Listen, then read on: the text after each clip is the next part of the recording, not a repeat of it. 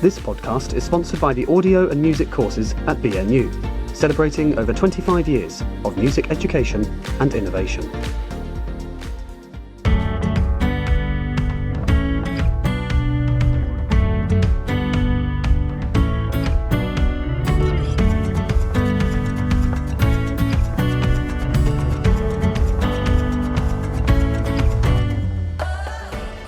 Welcome back to another episode of Let's Talk BNU.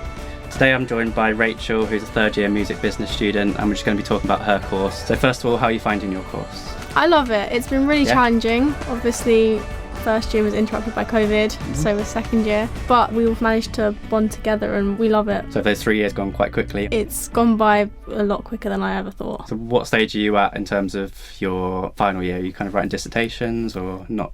Stage yet? Just over halfway through my dissertation, but I've sort of made myself in a position where I'm slightly ahead of everyone else so that I'm not stressed, because that's the worst thing I can ever do to myself. My dissertation is, how does the TV show Glee use songs to personify the emotions and foreground the plot? So it sort of incorporates not only music but TV and film and a little bit of psychology. Great. Which is sort of everything that I love. I think that's important when you decide this dissertation topic is to do something that you enjoy, because it's it makes a lot of words a lot easier to write about as well. What are your course highlights so far? Is there anything you've enjoyed the most? Any guest speakers or any placement opportunities you've had, or any favourite modules? Placements were difficult because of COVID, and a lot of things were moved online. But Paul, who's our course leader, made sure to organise as many panels as he could online so that we weren't missing out on things. In terms of like my favourite opportunity that I've had, I think in first year, music business work with the events and festival venue management course, and we organised the Winter Wonderland event. Oh yeah, that's a big event that happens. It's on campus, isn't it? Yes. And it's in our first semester, so we're thrown into the deep end. But it's that stress and that pressure that builds the bonds for like, the rest of our 3 years here. And I think that's my favourite thing. I mean, I was only just 18 when I started uni, so I was thrown into the deep end, and then I look back on it and I think we created that. Yeah. And it's quite proud a of special thing that we'll be like, we did that. So just for our listeners, do you want to tell them a little bit about what Winter Wonderland is? So Winter Wonderland is an event that's put on by the first years. It's for the local community to get involved, and we had like a Ferris wheel, carousel, Santa's grotto. Events hall was filled with inflatables and slides and chaotic things that little kids love. And it's just a way for the first years to put on something together and to achieve something that's crazy that we never thought we could, and for the community to get involved at Christmas time. So let's talk about your course now. How many people are on your course?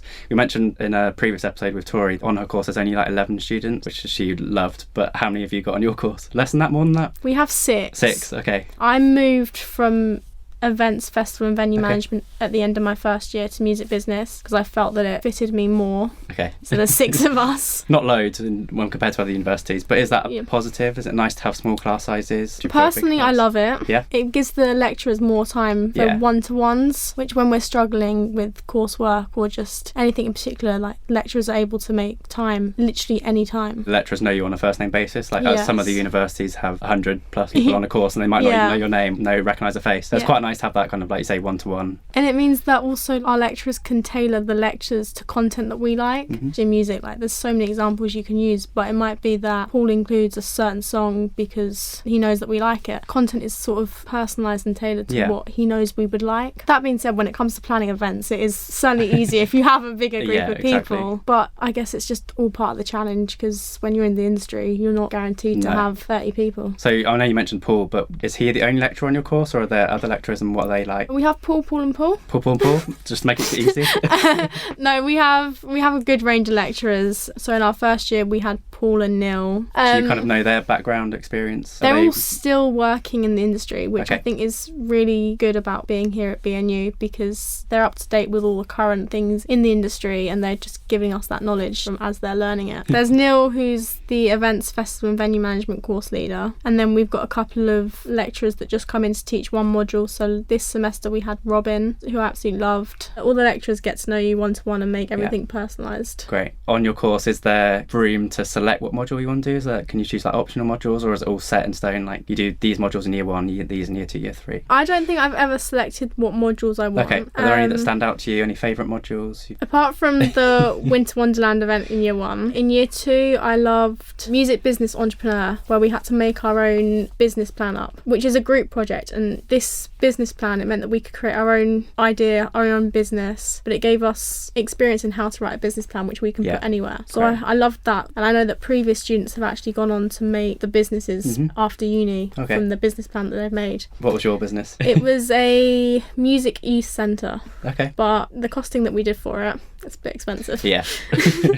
But so in terms of the assessment for that, was that a group presentation or was it kind of like a report? Or there was 2 parts to it. There was a presentation, so we had to pitch our idea, which was sort of a Dragon's Den sort of proposal pitch. And then we had to write a proper business plan with the idea, the concept, the finances, what we'd need to buy, the staff. So it was really detailed, but because we have a group, it made things a lot easier. So it sounds like you're really gaining that skills can be used in the industry, which is exactly what the course is for. To give our listeners an idea, how would someone find out more information about your course? We have this thing called Tap where you're able to talk to current students like myself. I'm always on Tap. So literally you can message someone on there. You can access it via the uni's website. Yep, the homepage. Either through there or email the uni and they can put you in touch with the specific lecturer. So in this case, Paul. And he's honestly happy to answer anything and everything. Or attend uni open days. Yeah. I found that was helpful for me because it meant that I could be on campus and I could see the facilities and the kind of who lecturers are teaching you. And the vibe of the uni, as the kids say these days. Yeah.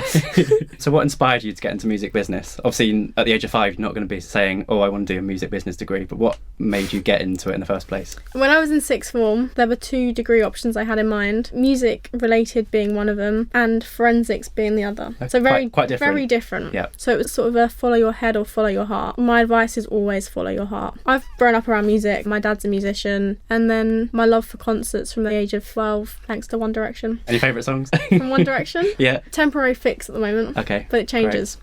So my love for concerts, and I thought that being able to work in an environment that I love to be in is something that I'd rather do, but my head was saying no, you need like a proper degree, as my dad would say. Yeah. And forensics was my other love, but I stuck with my heart. I knew as soon as I came here that music was definitely what I wanted to do. Yeah, I feel like you made the right decision. Yeah. Yeah. But if you're in that position, like, explore both options. What do you want to do after university? Obviously, you're in your 3rd year, kind of getting towards the end of your time at BNU. Do you want to do a master's? Or... I am applying for a master's. Okay. At BNU or at another university? I'm looking at both. Yep. The master's in music business here is relatively new. It is. But it's really, really small. Would that be with the same lecturers that are on your course now? Okay, quite a nice transition. I think there's maybe one lecturer that's new, but there's currently 3 students in the master's music business, which is the appeal to me. Just to talk about what you do outside of your course, are you part of any societies or any clubs? I am treasurer of roller skating, which me and my friends created this year, which is why I also want to stay at BNU so I can progress Keep going with the that. society a little bit further. And we just roller skate at Wickham Leisure Centre and we just have fun. So our final question is, what would you say to potential applicants looking at your course or looking to study at BNU? Is there any words of advice you'd offer them? If you want to study music business, I know that people in the music industry get told that it's not a proper career or you're not going to get there. Just